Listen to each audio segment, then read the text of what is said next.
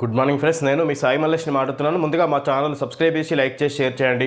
అదేవిధంగా ఈరోజు వార్తల్లోని ముఖ్యాంశాలు తెలుసుకుందాం. ఈనాడు దినపత్రిక, కాంగ్రెస్ జిల్లా పీఠాలు సగానికి పైగా బడుగు వర్గాలకే పరిశీలకులు, ముఖ్య నేతలిచ్చే ర్యాంకింగ్తో తుది ఎంపిక. డీసీసీ అధ్యక్ష పదవులపై కేసీ వేణుగోపాల్ కసరత్తు. సీఎం, డిప్యూటీ సీఎం, పీసీసీ అధ్యక్షుడు, ఏఐసీసీ ఇన్ఛార్జితో చర్చలు. ఉమ్మడిగా విడివిడిగా అందరి అభిప్రాయాల సేకరణ. ఢిల్లీలో సమావేశం సందర్భంగా కేసీ వేణుగోపాల్తో విశ్వనాథన్, వంశీచంద్ రెడ్డి, రేవంత్ రెడ్డి, మహేష్ కుమార్ గౌడ్, బట్టి విక్రమార్క, మీనాక్షి నటరాజన్. విధంగా ఇక్కడ సగానికి పైగా బడుగు బలహీన వర్గాలకే జిల్లా పీఠాలను కట్టబెడుతున్నాం అన్నట్టుగా కాంగ్రెస్ అధిష్టానం చెప్పుకొస్తుంది. రాష్ట్రంలో వివిధ అన్ని జిల్లాలకు కొత్త నూతన అధ్యక్షులుగా రాబోతున్నట్టుగా దానికి సంబంధించి అధిష్టానం ఇక్కడ సీఎం రేవంత్ రెడ్డి ఆధ్వర్యంలో విధంగా చర్చిస్తున్నారంటగా చూడొచ్చు. అన్ని జిల్లాలకు నూతన అధ్యక్షులని బడుగు బలహీన వర్గాలకే బీసీ, ఎస్సీ, ఎస్టీల విధంగా వాళ్ళకి కేటాయిస్తున్నాం అన్నట్టుగా చెప్పుకొస్తారు. తెలంగాణలో జిల్లా కాంగ్రెస్ అధ్యక్షుల నియామకంపై కాంగ్రెస్ అధిష్టానం తుది కసరత్తు ప్రారంభించింది. మొత్తం 35 డీసీసీలో బీసీ, ఎస్సీ, ఎస్టీ, మైనార్టీలకు సగానికి పైగా కేటాయించాలని నిర్ణయించినట్లు సమాచారం. బీసీలకు 42% రిజర్వేషన్ల అమలు అంశాన్ని కూడా దృష్టిలో పెట్టుకొని కొత్త అధ్యక్షుల ఎంపిక ఉంటుందని పార్టీ వర్గాలు తెలిపాయి. ప్రజా అభిప్రాయం ఆధారంగా డీసీసీ అభ్యర్థులను ఎంపిక చేసేందుకు పరిశీలకులను నియమించిన నాయకత్వం వారిచ్చిన పేర్లపై రాష్ట్ర ముఖ్య నాయకుల నుంచి అభిప్రాయ సేకరణ మొదలుపెట్టింది. ఏఐసీసీ సంస్థాగత వ్యవహారాల ఇన్ఛార్జ్ కేసీ వేణుగోపాల్ శనివారం ఢిల్లీలోని పార్టీ ప్రధాన కార్యాలయం ఇందిరాభవన్లో నిర్వహించిన సమావేశంలో ముఖ్యమంత్రి రేవంత్ రెడ్డి, ఉప ముఖ్యమంత్రి మల్లు భట్టి విక్రమార్క, పీసీసీ అధ్యక్షుడు మహేష్ కుమార్ గౌడ్, రాష్ట్ర వ్యవహారాల ఇన్ఛార్జ్ మీనాక్షి నటరాజన్, ఏఐసీసీ కార్యదర్శి విశ్వనాథన్, సిడబ్ల్యూసీ ప్రత్యేక ఆహ్వానితుడు వంశీచంద్ రెడ్డి, తిరువల్లూరు ఎంపీ శశికాంత్ సెంధిల్ పాల్గొన్నారు. కేసీ వేణుగోపాల్ రాష్ట్ర నాయకుల నుంచి విడివిడిగాను, ఉమ్మడిగాను అభిప్రాయాలు సేకరించారు. సాయంత్రం 3 గంటల నుంచి 5 గంటల దాకా ఈ సమావేశాలు జరిగాయి. విధంగా ఇక్కడ రాష్ట్రంలో విధంగా అన్ని జిల్లాలకు కాంగ్రెస్ పార్టీ కొత్త అధ్యక్షులను నియమించబోతున్నట్టుగా చూడవచ్చు. దానికి సంబంధించి 50% బీసీలకు 42% రిజర్వేషన్ కల్పించాలనే దాని ప్రకారమే బీసీలకు సంబంధించి ప్రత్యేకంగా ఇక్కడ నిర్ణయాలు తీసుకుంటున్నారంటగా చూడవచ్చు. అదేవిధంగా ఎస్సీ, ఎస్టీ, బీసీలకే ఇక్కడ సగానికి పైగా నియమించబోతున్నాం అధ్యక్షులని అన్నట్టుగా చెప్పుకొస్తారు. ఈ విధంగా ఢిల్లీలో ముఖ్య నాయకులు సీఎం, డిప్యూటీ సీఎం విధంగా మీనాక్షి నటరాజన్, వేణుగోపాల్, కేసీ వేణుగోపాల్ విధంగా ముఖ్య నేతలంతా కలిసి వీటిపై చర్చిస్తున్నట్టుగా చూడవచ్చు. ఈ విధంగా ఇప్పటికే ఏదైతే కమిటీ ఏర్పాటు చేసిరో అన్ని జిల్లాలకు కొత్త అధ్యక్షులను ఏర్పాటు చేయడానికి గాను ఆ కమిటీలు అందించిన నివేదిక మీద ఇంకా మళ్ళీ తుది నిర్ణయం తీసుకోబోతున్నట్టుగా చూడవచ్చు. ఈ విధంగా వాటిపై ఇంకా చర్చిస్తున్నట్టుగా చూడవచ్చు. సామాజిక న్యాయానికే ప్రాధాన్యం, ఒత్తిళ్లు సిఫార్సులతో పని లేకుండా డీసీసీ అధ్యక్షుల ఎంపిక జరుగుతుందని ఏఐసీసీ స్పష్టం చేసినట్లు సమాచారం. సామాజిక న్యాయానికే ప్రాధాన్యం ఇవ్వాలని రాష్ట్ర నేతలు కోరినట్లు తెలిసింది. ప్రతి డీసీసీకి ఏఐసీసీ పరిశీలకులు ఇచ్చిన 6 మంది అభ్యర్థులకు 1, 2, 3 ఇలా ర్యాంకులు ఇవ్వాలని విధంగా వాళ్ళు ప్రతి జిల్లాకు ఒక 6 ఎంపిక చేసారు ముఖ్య నాయకులని ఈ జిల్లా నాయకునికి ఎన్నుకోవడానికి గాను. ఈ విధంగా 6లో ఏబిసి ఇట్లా ర్యాంకు ప్రకారంగా ఇచ్చి అందులో హైయెస్ట్ ర్యాంకు ఉంటుందో వాళ్ళని నియమించబోతున్నట్టుగా చూడవచ్చు. ఈ విధంగా ఏదైతే కమిటీ నివేదిక అందించిందో ప్రతి జిల్లాకు 6 అన్నట్టుగా 6లో ఒకరిని ఎంపిక చేయబోతున్నట్టుగా చూడవచ్చు జిల్లా అధ్యక్షులుగా. సోషల్ మీడియా చిట్కాలతో షేర్లు కొనొద్దు, తొలుత లార్జ్ క్యాప్ మ్యూచువల్ ఫండ్లతో ప్రవేశించాలి, మరిన్ని ఎస్ఎంఈలు పబ్లిక్ ఇష్యూలకు రావాలి. ఈనాడు ప్రత్యేక ఇంటర్వ్యూలో బీఎస్ఈ ఎండి సుందరరామన్ రామమూర్తి విధంగా సోషల్ మీడియా చిట్కాలతో షేర్లు కొనొద్దు అన్నట్టుగా ఇక్కడ చెప్పుకొస్తారు.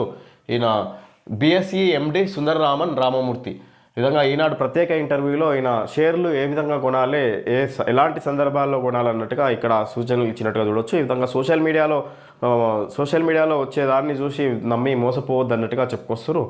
ఈయన తొలుత లార్జ్ క్యాప్ మ్యూచువల్ ఫండ్లలో ప్రవేశించాలి, మరిన్ని ఎస్ఎంఈలు పబ్లిక్ ఇష్యూలకు రావాలన్నట్టుగా తొలుత లార్జ్ క్యాప్ మ్యూచువల్ ఫండ్లలో ప్రవేశించాలన్నట్టుగా ఇన్వెస్ట్మెంట్ చేయాలన్నట్టుగా చెప్పుకొస్తారు.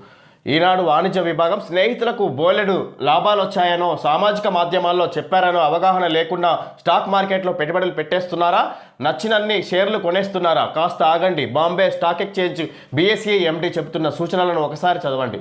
విధంగా స్నేహితుడు ఒకడు కంపెనీ షేర్లు కొని లాభాలు పొందిండో లేదంటే సామాజిక మాధ్యమాల్లో అధిక లాభాలు వస్తాయన్న వార్త చూసి ఇన్వెస్ట్ చేస్తున్నారు. షేర్లు అధిక మొత్తంలో కొంటే ఒకవేళ ఆలోచించి కొనండి అన్నట్టుగా చెప్పుకొస్తారు ఈయన. ఇక్కడ దాంట్లో అనవసరంగా దాని మీద అవగాహన లేకుండా ఇన్వెస్ట్ చేస్తే చాలా వరకు మోసపోవాల్సి వస్తుంది, నష్టపోవాల్సి వస్తుంది అన్నట్టుగా చెప్పుకొస్తారు. కొత్తగా స్టాక్ మార్కెట్లోకి అడుగు పెడుతున్న మదుపరులు ఎవరో చెప్పారని షేర్లు కొనొద్దు, నష్టభయం అధికంగా ఉండే ఫ్యూచర్స్ అండ్ ఆప్షన్స్ అసలే చేయకూడదు. తొలుత లార్జ్ క్యాప్ మ్యూచువల్ ఫండ్లతో పెట్టుబడులు ప్రారంభించాలి. నెమ్మదిగా మార్కెట్ను అర్థం చేసుకున్న తర్వాత షేర్ల కొనుగోలుకు దిగాలి అంటున్నారు. 150 ఏళ్ల చరిత్ర కలిగిన Bombay stock exchange BSE MD CEO Sundararaman Ramamurthy stock market, public ఇష్యూలు, పన్నులు తదితర అంశాలపై ఈనాడుకి ఇచ్చిన ప్రత్యేక ఇంటర్వ్యూలో తన అభిప్రాయాలు తెలిపారు. విధంగా ఇక్కడ నష్టభయం అధికంగా ఉండే ఫ్యూచర్ అండ్ ఆప్షన్స్ అసలే చేయకూడదు. ఇలా కొత్తగా స్టాక్ మార్కెట్లో అడుగు పెడుతున్న మదుపరులు ఎవరో చెప్పారని షేర్లు కొనొద్దు, నష్టభయం అధికంగా విధంగా నష్టభయం అధికంగా ఉండే వాటిలలో పెట్టుబడులు పెట్టదు, లార్జ్ ఫ్యూచర్స్ అండ్ ఆప్షన్స్ అసలే చేయకూడదని ఈ విధంగా ఇక్కడ ఈ Bombay stock exchange BSE MD చెబుతున్న సూచనలు ఈయన సుందరరామన్ రామమూర్తి. ఈ విధంగా ఇక్కడ దాని మీద అవగాహన వచ్చినప్పుడు తర్వాత మాత్రమే ఈ విధంగా దాని గురించి ఇక్కడ ఇన్వెస్ట్మెంట్ చేయాలి షేర్లలో అన్నట్టుగా ఇక్కడ కొన్ని షేర్లు పూర్తి నష్టాల్లో కూరుకుపోయే అవకాశం ఉంటుంది అనే విధంగా చెప్పుకొస్తారు. ఈ విధంగా ఇక్కడ స్నేహితుడు ఇన్వెస్ట్ చేశారని అదేవిధంగా సామాజిక మాధ్యమాల్లో చూసి ఇన్వెస్ట్ చేయొద్దు అన్నట్టుగా చెప్పుకొస్తారు. దూసుకొస్తున్న మెంతా తుఫాన్ 28, 29 తేదీలలో తెలంగాణలో భారీ వర్షాలు, ఏవీలో రెడ్ అలర్ట్. ఏపీపైకి మెంతా తుఫాన్ దూసుకొస్తుంది. ఆగ్నేయ బంగాళాఖాతంలో ఏర్పడిన తీవ్ర అల్పపీడనం శనివారం ఉదయం వాయుగుండంగా బలపడిందని భారత వాతావరణ విభాగం IMD పేర్కొంది. ఆదివారం నాటికి తీవ్ర వాయుగుండంగా సోమవారం ఉదయానికి తుఫాన్గా మారే అవకాశం ఉందని తెలిపింది. సోమవారం అర్ధరాత్రి తర్వాత లేదా మంగళవారం తెల్లవారుజామున తీవ్ర తుఫాన్గా రూపాంతరం చెందుతుందని అంచనా వేసింది. కాకినాడ సమీపంలో మంగళవారం 28న సాయంత్రానికి తీరం దాటే అవకాశం ఉందని చెప్పింది. మెంతా ప్రభావంతో సోమ, మంగళ, బుధవారాల్లో ఏపీలోని కొన్ని జిల్లాల్లో అత్యంత భారీ వర్షాలు కురిసే అవకాశం ఉన్న నేపథ్యంలో రెడ్ అలర్ట్ జారీ చేసింది. 28, 29 తేదీల్లో తెలంగాణ వ్యాప్తంగా భారీ వర్షాలు కురుస్తాయని వాతావరణ శాఖ హెచ్చరించింది. జయశంకర్, భూపాలపల్లి, ములుగు, భద్రాద్రి కొత్తగూడెం, ఖమ్మం, నల్గొండ, సూర్యాపేట, మహబూబాబాద్ జిల్లాల్లో భారీ వర్షాలు, మిగిలిన జిల్లాల్లో మోస్తారు వర్షాలు కురిసే అవకాశాలు ఉన్నాయని సూచించింది. విధంగా ఇక్కడ ఆగ్నేయ బంగాళాఖాతంలో తుఫాను దూసుకొస్తుంది. దాని పేరు మెంతా తుఫాన్ అని ఇక్కడ నామకరణం చేసి ఈ విధంగా 28, 29, 30 తేదీల్లో భారీ వర్షాలు పడే అవకాశం ఉంది. మొదటగా ఏపీ నుంచి మొదలవబోతుంది అన్నట్టుగా చూడవచ్చు. ఈ విధంగా వాళ్ళకు వాతావరణ శాఖ రెడ్ అలర్ట్ ప్రకటించింది. ఇక్కడ 28, 29, 30 భారీ వర్షాలు కురవబోతున్నాయి అన్నట్టుగా ఇక్కడ తెలియజేసింది. చూడవచ్చు. 19 మంది ఉసురు తీసింది బైకర్, మద్యం మత్తే. బస్సు ఢీకొట్టక ముందే డివైడర్ను ఢీకొని శివశంకర్ మృతి. CCTV ఫుటేజ్తో వెలుగులోకి. రోడ్డుపైన పడిన బైకు పైనుంచి వెళ్లిన కావేరీ బస్సు, ఆ రాపిడితోనే నిప్పురవ్వలు, బస్సు దగ్ధం. పోలీసు విచారణలో బైకుపై ఉన్న రెండో వ్యక్తి వెల్లడి.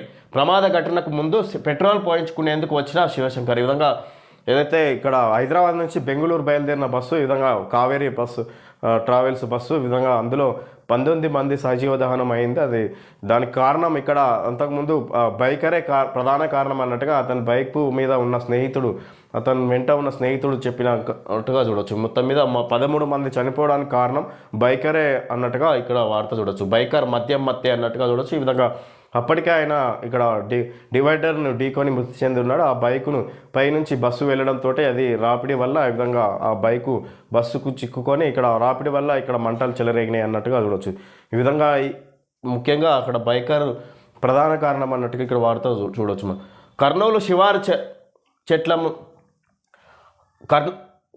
శివారు చెట్ల మల్లాపురం వద్ద శుక్రవారం తెల్లవారుజామున వేమూరి కావేరీ ట్రావెల్స్ బస్సు కాలిపై 19 మంది సజీవ దహనమైన ఘటనకు ద్విచక్ర వాహనదారుడు శివశంకర్ మద్యం మత్తే ప్రధాన కారణమని వెలుగులోకి వచ్చింది. తాగిన మత్తులో ఉన్న శివశంకర్ జాతీయ రహదారిపై బైక్తో డివైడర్ను ఢీకొట్టి పడిపోయి మరణించాడు. నల్లరంగు పల్సర్ బైక్ అక్కడే పడిపోయింది. దాన్ని ఒక బస్సు ఢీకొట్టింది. తర్వాత కావేరీ బస్సు బైక్ మీదుగా వెళ్ళడంతో అది బస్సు కింద ఇరుక్కుపోయింది. 200 మీటర్లు అలాగే ఈడ్చుకెళ్లడంతో రాపిడికి నిప్పురవ్వలు వచ్చి బస్సు మొత్తం కాలిపోయింది. తొలుత బస్సు ఢీకొట్టడం వల్లే శివశంకర్ మరణించాడని అందరూ భావించారు. బస్సు రెండో డ్రైవర్ మాత్రం రోడ్డుపై పడి ఉన్న బైక్నే తాము ఢీకొట్టామని, ఆ సమయంలో వాహనంపై ఎవరూ లేరని పోలీసులకు చెప్పాడు. ఆ దిశగా దర్యాప్తు చేసిన పోలీసులకు శనివారం ఉదయం కీలక ఆధారాలు లభించాయి. కల్లూరు మండల పరిధిలోని కియా షోరూమ్ ఎదురుగా ఉన్న హెచ్పి బంకులో పెట్రోల్ పోయించుకోవడానికి శివశంకర్ శుక్రవారం తెల్లవారుజామున 2:24 వెళ్ళాడు. ఆ సమయంలో బంకులో ఎవరు లేకపోవడంతో సిబ్బందిని పిలవడానికి గట్టిగా అరిచాడు. అయినా ఎవరు రాకపోవడంతో వాహనాన్ని పెట్రోల్ పంప్ దగ్గర ఉంచి నడుచుకుంటూ సిబ్బంది ఉన్న ప్రాంతానికి వెళ్ళాడు. శివశంకర్ నడిచిన తీరు చూస్తే ఆ సమయంలో అతను మద్యం మత్తులో ఉన్నాడని స్పష్టంగా తెలుస్తుంది. విధంగా ఇక్కడ అతను మద్యం తాగి డ్రైవ్ చేసిన విధంగా ఇక్కడ ఆ తర్వాత అప్పటికే ఇక్కడ ఒక బస్సు ఢీకొట్టి వెళ్ళిపోయింది. ఆ ఘటన వల్ల అతను మృతి చెందాడు. మద్యం మత్తులో ఉండి బైక్ డ్రైవ్ చేయడం వల్ల ఆయన బస్సు ప్రమాదానికి గురై మరణించాడు. ఆ బండి రోడ్డు మీద ఉండడంతో ఈ కావేరీ బస్సు బండి మీదకి వెళ్ళిపోయింది. ఇక దానివల్ల ఆ బస్సు బైకు ఇరుక్కొని ఇక్కడ మంటలు చెలరేగాయని ప్రధాన కారణంగా చూడొచ్చు. దీనివల్ల ఇక్కడ 19 మంది సజీవ దహనమయ్యారు అన్నట్టుగా చూడొచ్చు. ఔటర్ రింగ్ రోడ్లో ప్రైవేట్ బస్సు బోల్తా 6 ప్రయాణికులతో పాటు 2 డ్రైవర్ల గాయాలు. అతివేగం చోదకుడి నిర్లక్ష్యమే కారణం. విధంగా ఔటర్ రింగ్ రోడ్లో ప్రైవేట్ బస్సు బోల్తా 6 ప్రయాణికులతో 2 డ్రైవర్ల గాయాలు. అతివేగం చోదకుడి నిర్లక్ష్యమే కారణం అని ఈ విధంగా ఔటర్ రింగ్ రోడ్లో ప్రైవేట్ బస్సు మరొక బస్సు బోల్తబడింది. ఈ విధంగా 6 ప్రయాణికులతో పాటు 2 డ్రైవర్ల గాయాలు. అతివేగం చోదకుడి నిర్లక్ష్యమే కారణం. ఈ విధంగా అతివేగంతో వెళ్ళడం ఇది డ్రైవర్ నిర్లక్ష్యం కారణం అన్నట్టుగా చూడొచ్చు. ఆధార్ ఇవ్వని ఉద్యోగుల జీతాలు ఆపేయాలి. ఖజానా డైరెక్టరేట్కు ఆర్థిక శాఖ ఆదేశాలు. 3 సార్లు గడువిచ్చినా స్పందించని పలు శాఖలు. ఆధార్ సంఖ్యను తెలపని ఉద్యోగులకు ఈ నెల జీతం ఆపేయాలని రాష్ట్ర ఖజానా డైరెక్టర్కు ఆర్థిక శాఖ శనివారం ఆదేశాలు జారీ చేసింది. రాష్ట్రంలో పనిచేస్తున్న శాశ్వత తాత్కాలిక ఉద్యోగులందరి పేర్లు, హోదా, ఆధార్, సెల్ ఫోన్ నెంబర్ల వివరాలు ఈ నెల 10వ తేదీ కల్లా ఆన్లైన్లో నమోదు చేయాలని గత నెలలోనే ఈ శాఖ ఉత్తర్వులు ఇచ్చింది. అయినా పలు శాఖల నుంచి స్పందన లేకపోవడంతో గడువును 17కి, ఆ తర్వాత శనివారం 25 వరకు 2 సార్లు పొడిగించింది. ప్రతి ప్రభుత్వ కార్యాలయంలో పనిచేసే ప్రతి ఉద్యోగి వివరాలను సమగ్ర ఆర్థిక నిర్వహణ సమాచార వ్యవస్థ IFMISలో తప్పనిసరిగా అప్లోడ్ చేస్తేనే జీతాలు విడుదల చేయాలని ఆర్థిక శాఖ గత నెలలో మార్గదర్శకాలు జారీ చేసింది.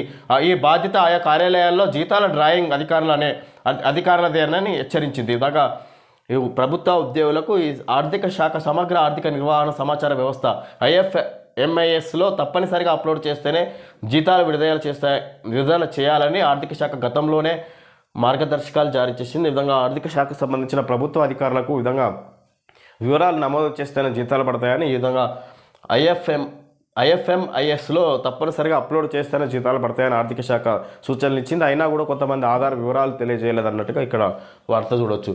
వాళ్ళకు ఆధార్ వివరాలు ఇవ్వని ఉద్యోగులకు జీతాలు ఆపేయాలన్నట్టుగా ఖజానా డైరెక్టరేట్కు ఆర్థిక శాఖ ఆదేశాలు జారీ చేసింది. 3 సార్లు గడువిచ్చినా స్పందించని పలు శాఖలు అన్నట్టుగా చూడవచ్చు.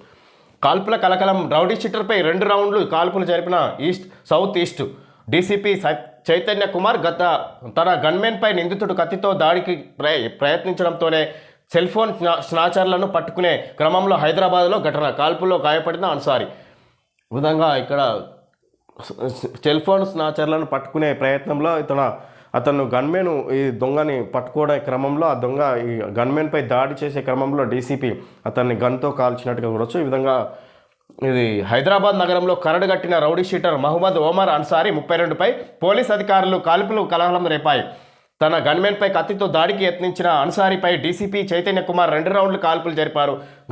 ఘటనకు సంబంధించి స్థానికులు పోలీసుల సమాచారం ప్రకారం వివరాలు ఇలా ఉన్నాయి. Hyderabad Chaderghat victory playground వద్ద శనివారం సాయంత్రం ట్రాఫిక్ రద్దీలో ఆగిన ఆటోలోని ప్రయాణికుల నుంచి 2 స్నాచర్లు సెల్ ఫోన్లు కొట్టేసేందుకు యత్నించారు. ఆ సమయంలో అదే దారిలో కారులో వస్తున్న south east DCP Chaitanya Kumar దీన్ని గమనించారు. స్నాచర్లను పట్టుకునేందుకు డీసీపీ ఆయన గన్మెన్ ప్రయత్నించారు. వారిలో ఒకడు పారిపోగా అన్సారీ ఎదురు దాడికి దిగాడు. తన వద్ద ఉన్న కత్తితో గన్మెన్ను పొడిచేందుకు ప్రయత్నించాడు. గన్మెన్ను కాపాడే క్రమంలో రౌడీ షీటర్ను డీసీపీ వెనక్కి నెట్టారు. తోపులాటలో చైతన్య కుమార్ కింద పడిపోగా స్వల్ప గాయాలయ్యాయి. అనంతరం గన్మెన్పై కత్తితో దాడి చేస్తున్న అన్సారీపై డీసీపీ 2 రౌండ్లు కాల్పులు జరిపారు. ఒక తూట భుజంపై, మరొకటి ఛాతి భాగంలో తగలడంతో అన్సారీ కింద పడిపోయాడు. అతడిని పోలీసులు సమీపంలోని ప్రైవేట్ ఆసుపత్రికి తరలించారు.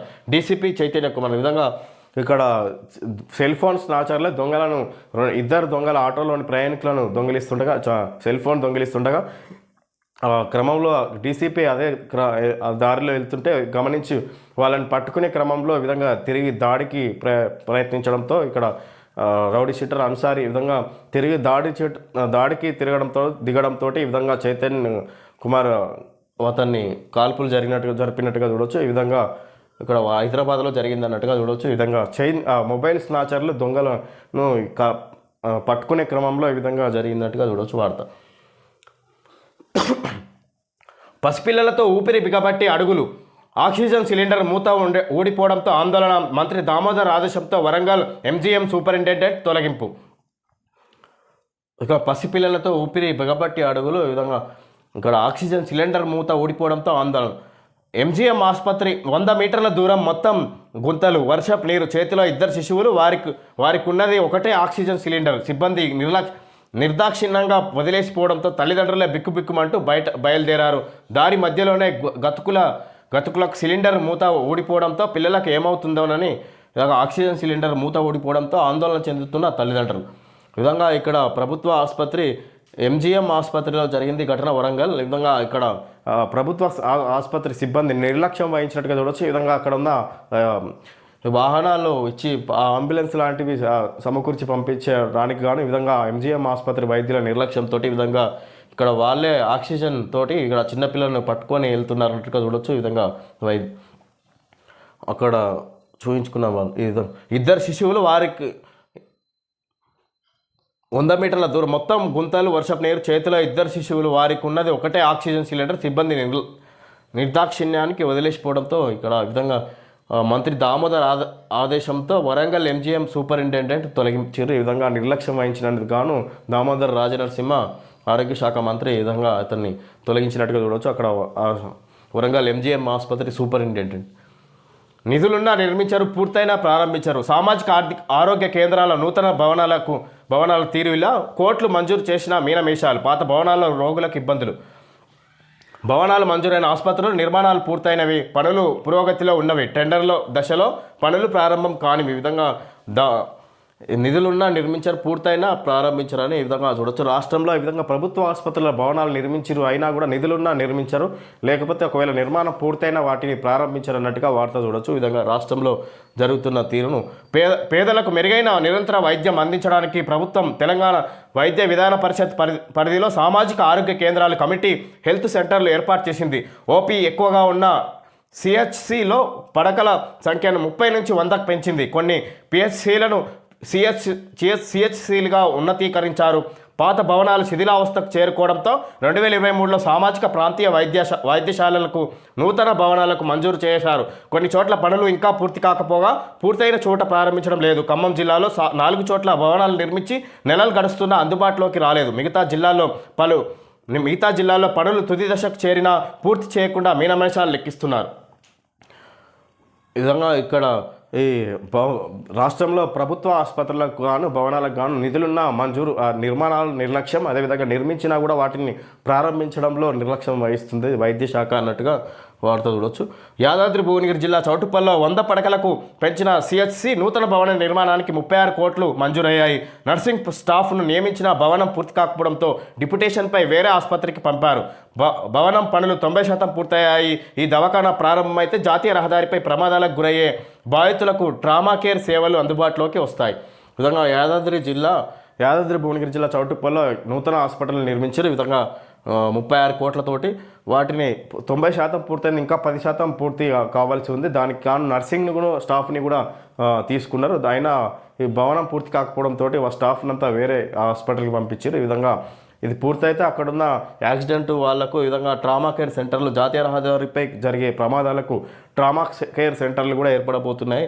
ఈ విధంగా బాధితులకు అన్నట్టుగా సేవలు అందుబాటులోకి వస్తాయి. అయినా ఇక్కడ నిధులు మంజూరైనా ఇంకా 10% పూర్తి కావాల్సి ఉంది అన్నట్టుగా చూడవచ్చు. ఈ విధంగా నిర్లక్ష్యం వైద్య శాఖ ఈ విధంగా నిర్లక్ష్యం వహిస్తుంది అన్నట్టుగా చూడవచ్చు రాష్ట్రంలో. ఇది సంగతి. పాక్లో 400% పెరిగిన టమాటా ధరలు. మార్కెట్ ఇది ఒకందుకు మంచిదే సార్, ఇప్పుడు ఎవరు మీపై నిరసన తెలపలేరు. విధంగా పాకిస్తాన్లో 400% పెరిగినాయంటే టమాటా ధరలు. ఇది ఒకందుకు మంచిదే సార్, ఇప్పుడు ఎవరు మీపై నిరసన తెలపలేరు అని మాకిరెడ్డి పాకిస్తాన్ ఉద్దేశించి టమాటా ధరల గురించి ఉద్దేశించి మాట్లాడినట్టుగా చూడచ్చు. RVR OTT play, RVR TV electronic entertainment మీడియాలో అగ్రగామిగా ఉన్న ఆర్వీఆర్ గ్రూప్ ఆఫ్ కంపెనీస్ వారు ఆర్వీఆర్ టీవీ అనే యూట్యూబ్ ఛానల్ని ప్రారంభిస్తున్నారు. ఈ ఇన్ఫోటైన్మెంట్ ఛానల్ సమాచారం, వినోదం, ఆధ్యాత్మిక సాంస్కృతిక విషయాలు, తాజా వార్తలు, ప్రభావవంతమైన విషయాలు మరియు లైవ్ ప్రోగ్రాంలు అందించనుంది. దిగువ తెలిపిన ఉద్యోగాలకు అభ్యర్థులు కావాలని విధంగా నూతన యూట్యూబ్ ఛానల్ని ప్రారంభించారు. వాళ్ళకు ఈ ఆపరేటర్లు, న్యూస్ కోఆర్డినేటర్లు ఈ విధంగా కావాలన్నట్టుగా యాడ్ ఇచ్చినట్టు చూడవచ్చు. ఓకే ఫ్రెండ్స్, ఈరోజు వార్తల్లోని ముఖ్యాంశాలు తెలుసుకోవడం జరిగింది. Thank you friends.